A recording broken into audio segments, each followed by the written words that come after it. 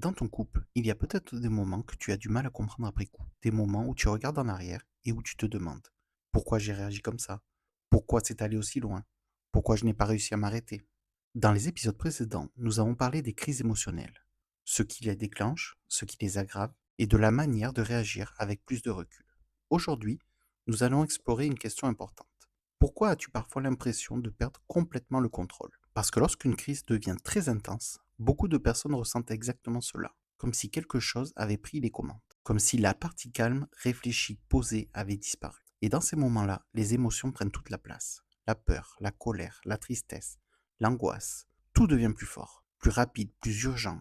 Et ce qui est difficile, c'est que lorsque l'intensité monte, le cerveau change lui aussi de fonctionnement. L'attention se rétrécit, les nuances disparaissent, les scénarios catastrophes semblent plus réels, les peurs semblent plus vraies, et il devient beaucoup plus difficile de prendre du recul. Dans une relation marquée par la peur de l'abandon, ce phénomène peut être encore plus fort. Parce que ce qui est activé, ce n'est pas seulement la discussion du moment, ce n'est pas seulement le désaccord, c'est parfois une peur beaucoup plus profonde. La peur de perdre le lien, la peur d'être rejeté, la peur d'être abandonné.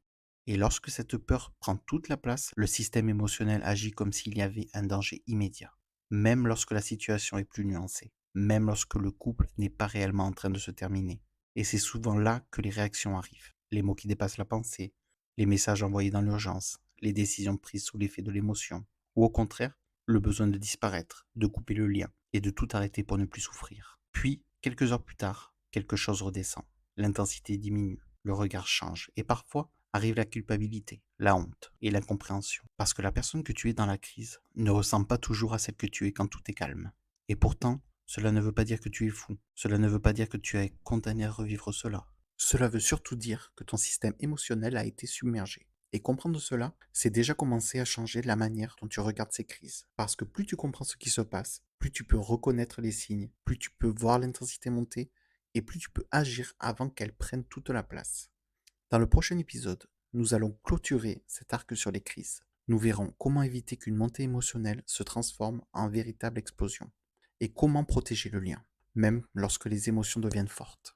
Merci d'être là. Si tu veux approfondir ces mécanismes, tu peux retrouver des articles, des témoignages et des ressources sur le site ensembleborderline.fr.